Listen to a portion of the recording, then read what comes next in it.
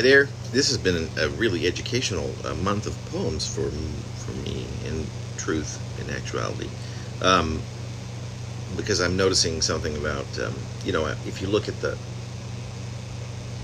I like to look at some sort of like as a life, my life, as if it's a kind of a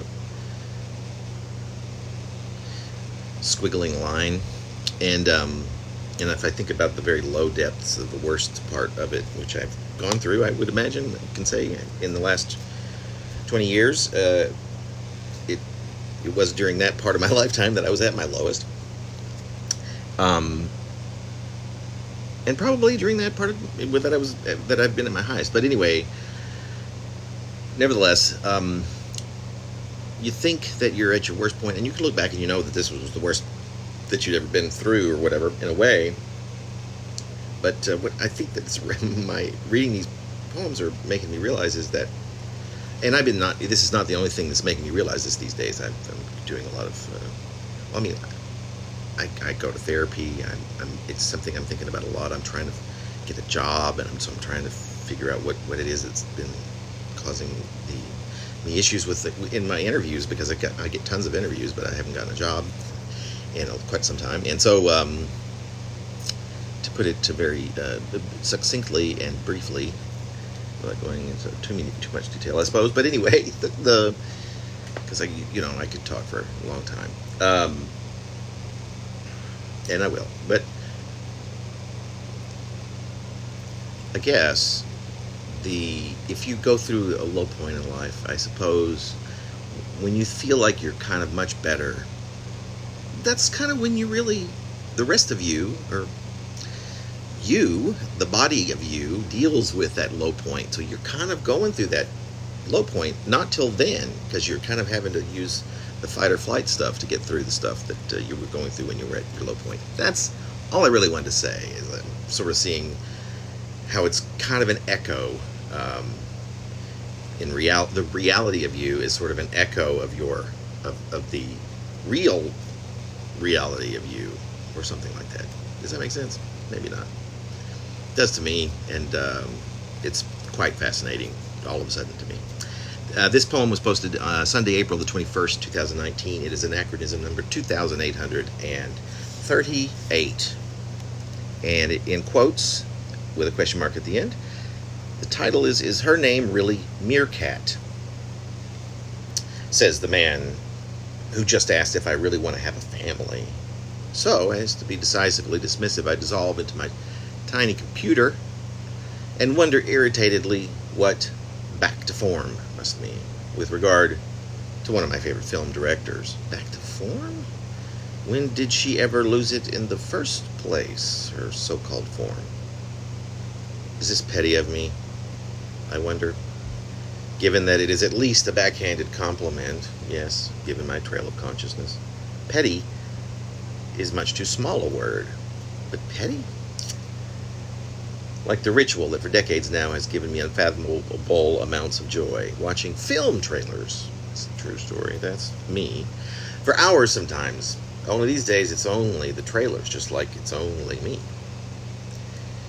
I've been at the cinema twice in the past 3 years, not bothering to give a comparison, such as an estimation of the zillions of times the previous 3.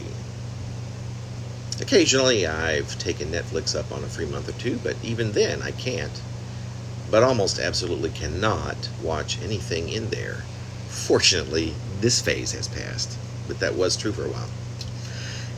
It's not the screen being so small, sizes, as opposed to the big screen or a more robust computer than my cheap-ass phone. And I don't have a cheap-ass phone anymore either, by the way. Thank you, iPhone, for recording this.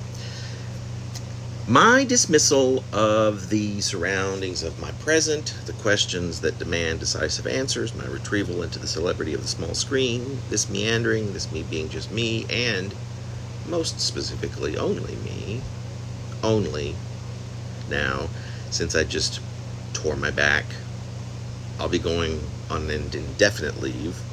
It's all connected. We can get to the bottom of it. My weapon of choice, martial arts wise, is the killer umbrella. A killer umbrella? or until now at least, it was my go-to. Probably more than any other reason because it's so unlikely.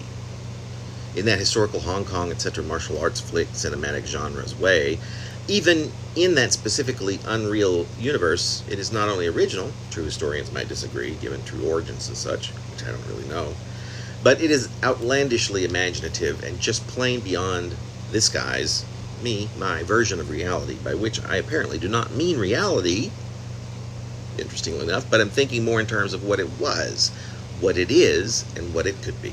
There is perhaps, so the ideal, there is perhaps no right word, much as I am positive there is one. It is a phenomenon, this notion of deadly umbrella. In this specific cinematic universe, it's historical, as in history, like the act of, let me offer as an example, looking backward through the assumedly more accurate lens of time, in this case to a time frame when I was not just me. And then locking my gaze onto his, mine, or ours, as if to ask, jokingly, I wonder, look at us now. What do you think, Pops? Amazing or suck? And to whatever degree it does surely suck, extending that question a bit further with how the fuck to change the trajectory, to change this trajectory. In this case, how to absolutely flip it or reverse it is it possible? Can I simply put my thing down, flip it, and reverse it? To quote goddess rap lyricist and performer on a savior level, Miss Missy Elliott. Look it up if you don't know already, which probably you do. It's in the chorus of the same ditty as the one that immortalized the badonkadonk. Donk. And I'm definitely not worthy.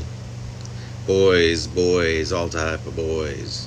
As we stare at myself into the future, everything begins to make sense. Killer umbrellas, lost form, torn abdomens, families of meerkats with no names, only so someone who makes names can give birth to something who's never met a mammal from the outside, and name the result meerkat. And that, historically, is for life.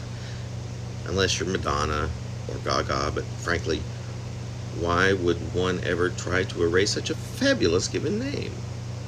And so I wonder why this pyrotechnical eureka, this everything makes sense all of a sudden, like that moment during the first semester of my sophomore year of undergrad, nearly 2/3 of the way through the term, during which my courses were Physics 3, Organic Chemistry 2, and a class that gave dramatic cinematic closure, with the scary probability of a sequel, to all of the mathematics, algebra, calculus courses I had thus far endured.